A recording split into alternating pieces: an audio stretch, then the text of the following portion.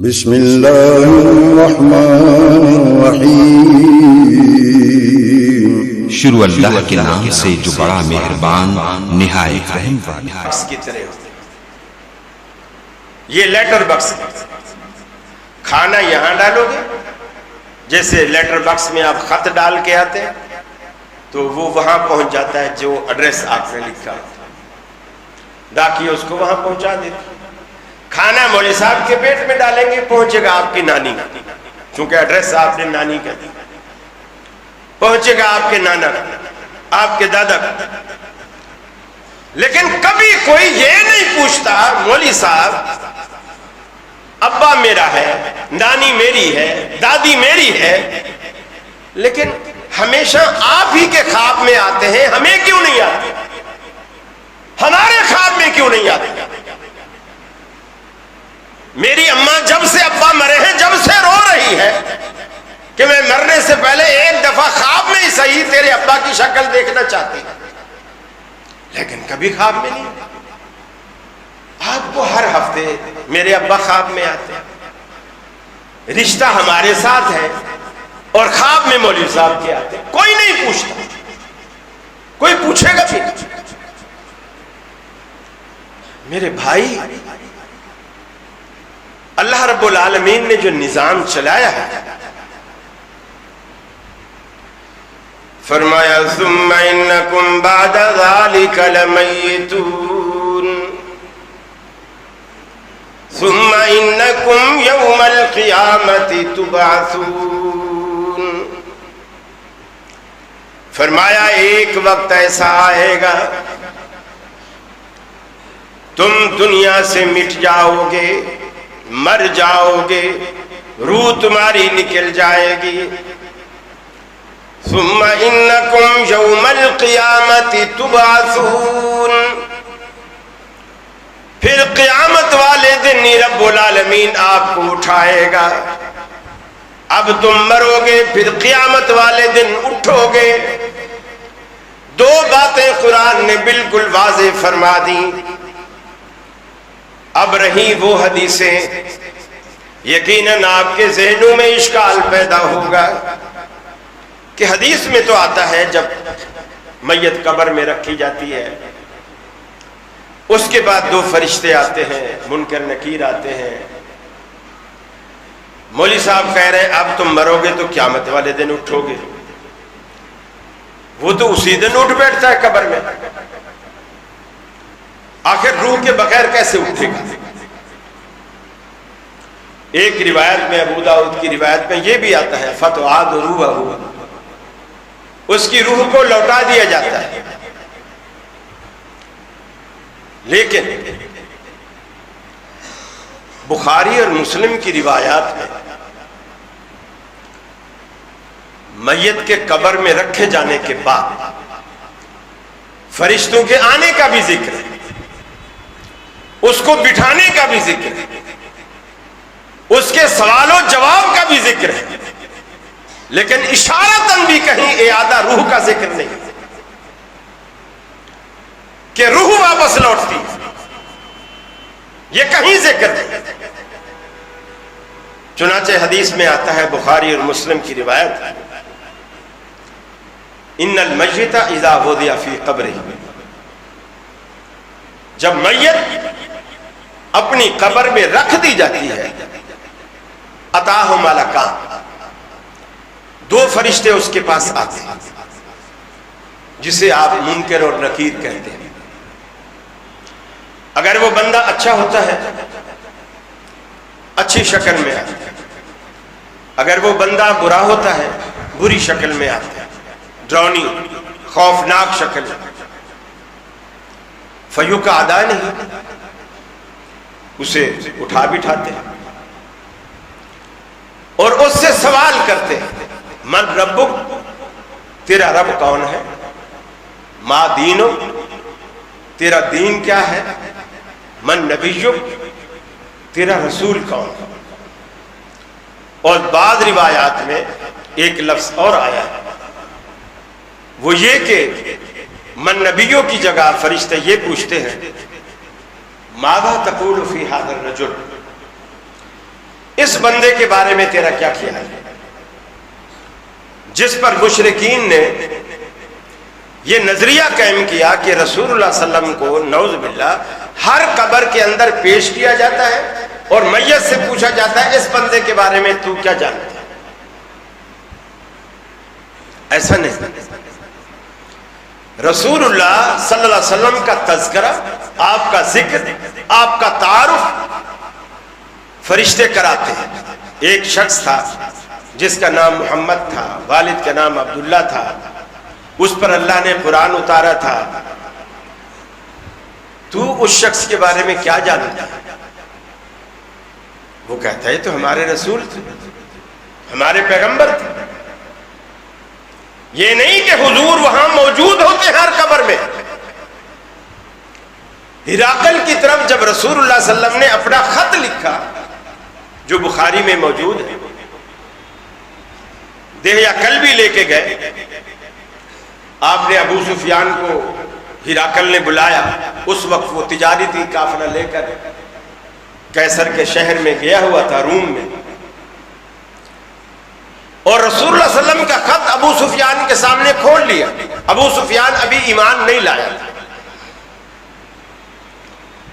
باقی مکے کے لوگوں کو پیچھے بٹھا دیا کہ میں اس سے کچھ پوچھوں گا، یہ بتائے گا، اگر یہ غلط بتائے تم اسے ٹوکنا، اگر صحیح بولے تو تائید کر۔ چنانچہ ہراقل نے اس سے کچھ سوالات کیے۔ سوالات سے پہلے رسول اللہ صلی اللہ علیہ وسلم کا خط پڑھا جو ہراقل کے نام ہے کہ ہم آپ کو اسلام کی دعوت دیتے ہیں، اس میں قرآنی آیات بھی لکھی، تعالوا الی کلمۃ سواء بیننا وبینکم الا نعبد الا اللہ، یہ آیات بھی لکھی۔ اور یہ خط سنانے کے بعد ابو سفیان سے جو ہراقل نے سوال کیا وہ یہی جملہ تھا، ماذا تقول فی ھذا الرجل، اس بندے کے بارے میں تو کیا جانتا ہے؟ حالانکہ رسول اللہ صلی اللہ علیہ وسلم وہاں موجود نہیں، قیصر کے شہر میں آپ موجود نہیں ہیں، روم میں، آپ مکے میں ہیں، لیکن وہ پوچھتا ہے آپ اس بندے کے بارے میں آپ کیا جانتے ہیں؟ بلکہ آپ اس وقت مدینے میں موجود ہیں، کیونکہ خطوط کا جو سلسلہ آپ نے شروع کیا وہ مکی زندگی میں نہیں، مدنی زندگی میں جا کر کی۔ بادشاہوں کو آپ نے دعوت اسلام دی، تعلیم دی، ان کو توحید کی دعوت دی، اللہ کے عذاب سے ڈرایا۔ تو خط سنانے کے بعد خط کو بند کر دیا، ابو سفیان سے پوچھا ماذا تقول فی ھذا الرجل، اس بندے کے بارے میں تو کیا کہتا ہے؟ اب اس نے کہا کہ جی ہم نے تو اسے سچا اور صادق اور امین پایا ہے، کبھی زندگی میں ہم نے جھوٹ نہیں سنا، کبھی وعدہ خلافی، کہ نہیں جی وعدہ خلافی بھی کبھی ہم نے نہیں دیکھی، ابھی معاہدہ ہوا ہے، آگے چل کے پتہ چلے گا وعدہ خلافی کرتا ہے یا ایفائے عہد کرتا ہے۔ ماننے والوں کی تعداد بڑھ رہی ہے یا گھٹ رہی ہے؟ کہا بڑھ رہی ہے۔ ماننے والے اس کے زیادہ تر غریب لوگ ہیں یا امیر لوگ؟ کہا غریب لوگ۔ کہا اس کے خاندان میں پہلے کبھی بادشاہ، کوئی سربراہ، کوئی سردار ہوا اتنا بڑا؟ کہا نہیں، اس کے خاندان میں بادشاہ پہلے کبھی نہیں۔ گویا یہ غریب خاندان کا چشم و چراغ ہے۔ تو میں جو بات سمجھانا چاہ رہا ہوں کہ یہ حاضر رجل کا لفظ غیب کے لیے بھی استعمال ہے، بندہ موجود نہ ہو، اس کا تذکرہ ذہن میں آپ اس کو حاضر کر لیتے ہیں اور پھر آپ اگلے سے سوال کرتے ہیں اچھا اب بتا اس کے بارے میں تیرا کیا خیال ہے۔ یہی قبر میں فرشتے کریں، رسول اللہ صلی اللہ علیہ وسلم کا تذکرہ ہوگا، تعارف ہوگا، پھر پوچھا جائے گا اس بندے کے بارے میں آپ کیا کہتے ہیں۔ مسلمان کہے گا یہ ہمارے پیغمبر تھے، یہ اللہ کے آخری رسول تھے، ان پر قرآن اتارا گیا تھا، انہی کی دعوت سے تو ہم مسلمان ہوئے۔ تو یہ ساری باتیں اس تعارف کے بعد وہ کہیں گے۔ روایت میں روح کے لوٹائے جانے کا کہیں ذکر نہیں، کہیں ذکر نہیں۔ اب عقلی طور پر ایک اعتراض ہوتا ہے، اور ہو سکتا ہے، جسے کماری والے کرتے ہیں کہ جب روح نہیں ہوگی بندے میں عذاب کیسے ہو، سزا کیسے ملے، اس کو تکلیف کیسے ہو؟ تکلیف وغیرہ تو سب روح محسوس کرتی ہے نا جب زندگی ہوتی ہے۔ اب مرا پڑا ہوتا ہے، ڈاکٹر اس کا آپریشن کرتے ہیں، ڈاکٹروں کو سکھاتے ہیں، سرجن جو بنتے ہیں ڈاکٹر ان کو سکھاتے ہیں، ساری ٹرائی کرتے ہیں اسی میت کے اوپر، چیر پھاڑ رہے ہیں، اس کو کوئی تکلیف نہیں ہے، اس لیے کہ وہ مرا ہوا۔ انہیں نشے کی دوا بھی دینے کی ضرورت نہیں پڑتی، سن کرنے کی بھی ضرورت نہیں پڑتی، بلڈ بھی نہیں بہتا، اس لیے کہ بندہ مرا ہوا، تو اس کو تکلیف کیسے ہوگی؟ یہ سوال تب بنتا ہے جب کسی میت کو تکلیف مولویوں نے دینی ہو، پھر سوال بنتا ہے کہ مولوی تکلیف کیسے دیں گے بے جان کو؟ یہ تکلیف کا احساس اللہ نے دلانا ہے، اور وہ جانتا ہے میں نے کیسے دلانا۔ آپ دیکھیں قیامت والے دن، قیامت والے دن اللہ کا قرآن کہتا ہے کہ یوم نختم علی افواہہم، ہم تمہارے منہوں پر چپ کی مہر لگا دیں گے، ہونٹ سی دیں گے گویا، وَتُكَلِّمُنَا أَيْدِيهِمْ وَتَشْهَدُ أَرْجُلُهُمْ، فرمایا تمہارے ہاتھ بولیں گے، تمہارے پاؤں بولیں گے۔ اب کوئی پوچھے ہاتھ کیسے بولے گا؟ بولنے کے لیے تو زبان چاہیے نا، ہاتھ کی تو زبان نہیں، پاؤں کی زبان نہیں ہے، پھر ہماری زندگی کے بارے میں یہ کیسے بتائے گا؟ اس کی آنکھیں ہی نہیں ہیں، اس نے کچھ دیکھا ہی نہیں۔ پھر حدیث میں آتا ہے جب تم کھانا کھاتے ہو اور پلیٹ کو بالکل نوالے سے یا انگلی سے صاف کر کے رکھتے ہو، اللہ کے حبیب فرماتے ہیں کہ وہ پلیٹ اس کھانا کھانے والے کو دعا دیتی ہے کہ یا اللہ جس طرح اس بندے نے مجھے صاف کر کے رکھا ہے تو اس کا اندر باہر ایسے ہی صاف کر۔ اور جو رواجن 2 لقمے جتنا کھانا سالن بچا دیا، 2 گھونٹ جتنی چائے بچا دی، بوتل پینے بیٹھیں گے تو نیچے تھوڑا سا اتنا بچا دی، یہ کلچر ہے۔ اگر کوئی مولوی پوری پی جائے گا کتنا بھوکا ہے، ایک قطرہ بھی نہیں چھوڑا، ایک قطرہ بھی نہیں چھوڑا، جب پوری بوتل اندر چلی گئی ہے تو اتنی والی وہ نہیں جا سکتی، جا سکتی، صرف کلچر، اور یہ کلچر خلاف شرع۔ جب وہ بندہ اس پلیٹ کو برتن کو گندا کر کے رکھتا ہے، چیز چھوڑ کے رکھتا ہے، اللہ کے رسول فرماتے ہیں پلیٹ اسے بد دعا دیتی ہے، یا اللہ جس طرح اس نے مجھے گندا کیا تو بھی اس کی زندگی کو ایسے گندا کر۔ اب وہ پلیٹ کیسے بولے گی اور کیسے بولتی ہے؟ اسٹیل کی پلیٹ، شیشے کی پلیٹ، چلو باقی چیزوں میں تو ہاتھ میں اور کچھ نہیں، آنکھیں زبان نہیں، زندگی تو ہے نا، جان تو ہے نا، روح تو ہے، یہ حرکت تو کرتے ہیں۔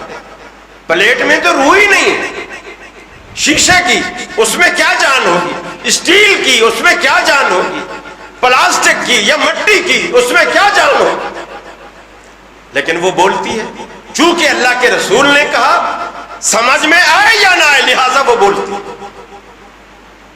یہ ایمان، یہ ایمان۔ اسی طرح جو رب مردہ اور بے جان پلیٹوں سے بلوا سکتا ہے وہ قبر میں لیٹے بے جان مردے سے بھی بلوا سکتا ہے، وہ کچھ بھی کر سکتا ہے، وہ رب۔ روح کے لوٹنے کا ایک ہی دن اللہ نے مقرر کیا ہے اور وہ قیامت کا دن ہے۔ اس سے پہلے نہ جمعرات کو، نہ منگل کو، نہ بدھ کو کسی کی روح واپس نہیں آتی، کسی کی روح بھی واپس نہیں آتی۔ اللہ تعالیٰ نے ہمیں سمجھ دی، سوچ دی، دماغ دیا ہے، اسی لیے دیا ہے کہ ہم توحید کو سمجھیں، اپنے عقائد کی اصلاح کریں تاکہ ہم اپنے اعمال کو ضائع ہونے سے بچا سکیں، جنت کے حقدار بن سکیں، دوزخ سے اپنے آپ کو بچا سکیں۔ یہ ہے اصل کمائی، یہ ہے خطبہ سننے کا اصل مقصد۔ اور خطیب کا بھی فرض ہے وہ آپ کو مواد دے، قصے کہانیاں نہ سنائے، قرآن و سنت کے حقائق آپ کو بتائے، یہ خطیب کی ذمہ داری۔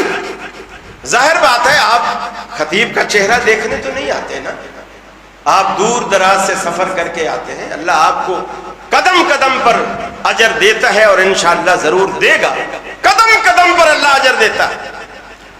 بلکہ کچھ لوگ مسجد سے قریب قریب گھر لینا چاہ رہے تھے، جب آپ نے مسجد نبوی کی بنا ڈالی، اپنے گھر ختم کر کے مسجد کے قریب گھر بنانے چاہ رہے، رسول اللہ صلی اللہ علیہ وسلم کو پتہ چلا، آپ نے انہیں روک دیا، آپ نے فرمایا کیوں مسجد کے قریب قریب گھر بنا رہے؟ یا رسول اللہ اذان ہوگی جلدی سے مسجد میں داخل ہو جائے، نماز ختم ہوگی جلدی سے گھر چلے جائیں، وقت بچے گا۔ آپ نے فرمایا وقت تو بچے گا، لیکن جو دور جگہ سے مسجد کے لیے جب تم آتے ہو، تمہارا ایک ایک قدم اللہ گنتا ہے، ایک ایک قدم تم نے مسجد کی طرف کتنے قدم بڑھائے، اور ہر قدم پر اللہ اجر دیتا ہے۔ جب تم قریب گھر بنا لو گے اس اجر سے محروم ہو جاؤ گے۔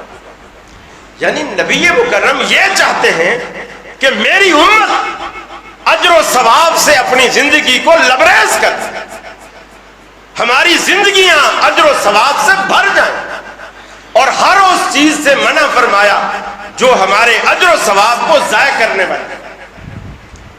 اور عقیدے کی جو خرابی ہے یہ اجر و ثواب کو ضائع کرنے والی چیز۔ فرمایا وَمَنْ أَضَلُّ مِمَّنْ يَدْعُو مِنْ دُونِ اللَّهِ، ساری کی ساری زندگی قبریں پوچھتے رہے، قبروں پہ چڑھاوے بھی چڑھاتے رہے۔ اللہ کہتا ہے اس سے بڑا گمراہ کون ہو سکتا ہے؟ ممن یدعو من دون اللہ، جو اللہ کے سوا غیروں کو پکارتے ہیں۔ اللہ کے سوا جو کچھ بھی دنیا میں ہے وہ غیر اللہ ہے، اللہ کا غیر ہے۔ اس سے بڑا گمراہ دنیا میں اور کون ہو سکتا ہے جو اللہ کے سوا اوروں کو پکارے؟ پھر آگے فرمایا من لا يستجیب له الى یوم القیامہ۔ بڑی بات رب العالمین نے قرآن پاک میں فرمائی، من لا يستجیب له الى یوم القیامہ، غیر اللہ کو پکارنے والا قیامت تک بھی پکارتا رہے، من لا یستجیب لہ، وہ قیامت تک اسے کبھی جواب دے ہی نہیں سکتے، قیامت تک پکارے تو بھی جواب نہیں پائیں گے، اس لیے کہ جواب تو وہ دے گا نا جو سنے گا، وہ سن ہی نہیں رہے، وہ آپ کو جواب کیا دیں گے؟ کوئی بیٹے مانگ رہا ہے، کوئی نفع مانگ رہا ہے، کوئی بیٹیاں مانگ رہا ہے، کوئی کیا مانگ رہا ہے۔ ارے اتنا بھی کوئی نہیں سوچتا اگر اس کے ہاتھ میں کچھ ہوتا تو یہ مرتا کیوں؟ مرنے کا کسی کا دل چاہتا ہے؟ اگر اس کے پلے کچھ ہوتا، کچھ پاور ہوتی، اختیار ہوتا تو یہ مرتا کیوں؟ خود مر گیا ہے اور مرے ہوئے سے ہم اپنے بیٹے کی زندگی مانگ رہے ہیں، ہم اپنے بیٹے کی سلامتی مانگ رہے ہیں جو خود سلامت نہیں ہے، جو مر چکا ہے۔ ارے مشکلیں وہ حل کرتا ہے جس کو زندگی میں کبھی مشکل پیش نہ آئے، حاجتیں وہ پوری کرتا ہے جس کو زندگی میں کبھی کوئی حاجت نہ ہو، اور اس معیار پر اللہ کی ذات کے سوا کوئی پورا نہیں اترتا۔ ہم سارے حاجت مند ہیں، سارے ضرورت مند ہیں، سارے منگتے ہیں، داتا تو صرف اللہ کی ذات۔ یہ کوئی مشکل جملے ہیں جو انسان کی سمجھ میں نہ آئے. اللہ کے حبیب نے مکہ میں 13 سال اسی لیے لگا دیے, 13 سال لگائے کہ تاکہ لوگوں کے عقیدے درست ہو جائے. جب تک مردے کے سننے کا, دیکھنے کا, بولنے کا یہ عقیدہ جب تک ختم نہیں ہوگا, قبر پرستی ختم نہیں ہوگی. قبر پرستی کی بنیاد ہی یہ ہے. آپ دیکھیں دنیا میں اللہ نے دکھایا ہمیں, رسول اللہ صلی اللہ علیہ وسلم پیر والے دن فوت ہوتے, پیر والے دن فوت ہوتے. منگل کا دن گزرا, بدھ والے دن کچھ دن گزار کے آپ کی تدفین ہوئی. 3 دن تک آپ کا جسد اطہر حضرت عائشہ کے حجرے میں رکھا رہا. صحابہ میں اس دوران بڑے بڑے اختلافات پیدا ہوئے, بڑے بڑے اختلافات. حضرت عمر نے کہا حضور فوت نہیں ہوئے, اور اگر کسی نے بھی کہا فوت ہوا تو میں گردن اڑاؤں گا.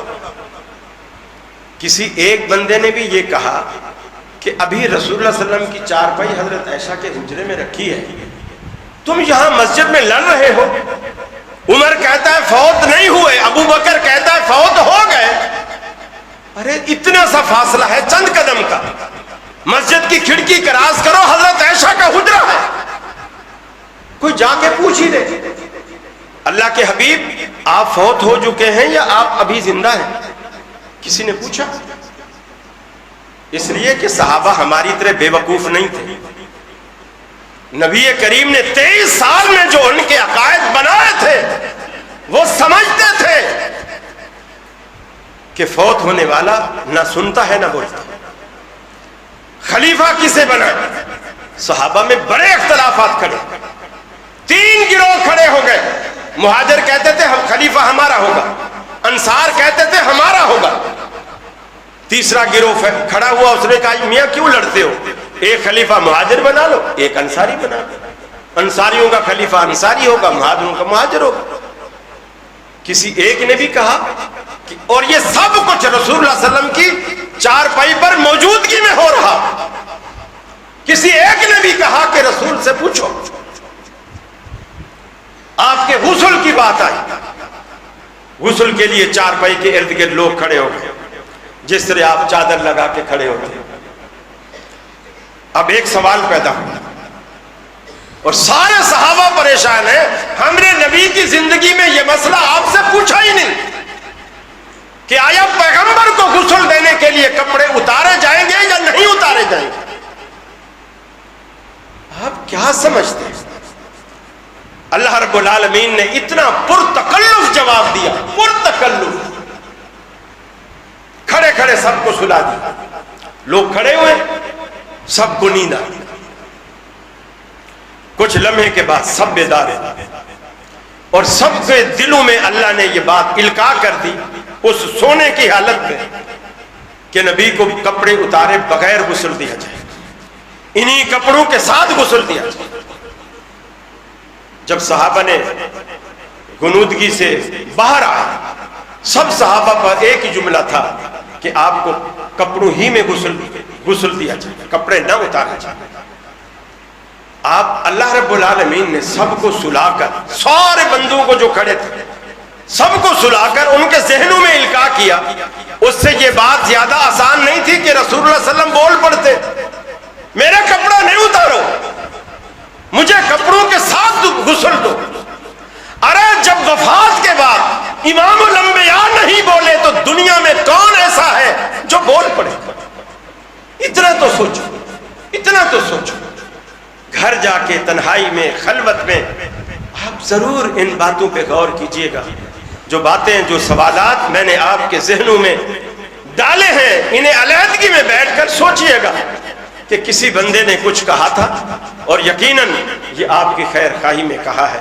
اللہ سے دعا ہے اللہ رب العالمین مجھے بھی اور آپ کو بھی ہمارے عقائد کی اصلاح فرمائے, توحید پر عمل پیرا فرمائے, سنت کا متبع فرمائے. خاتمہ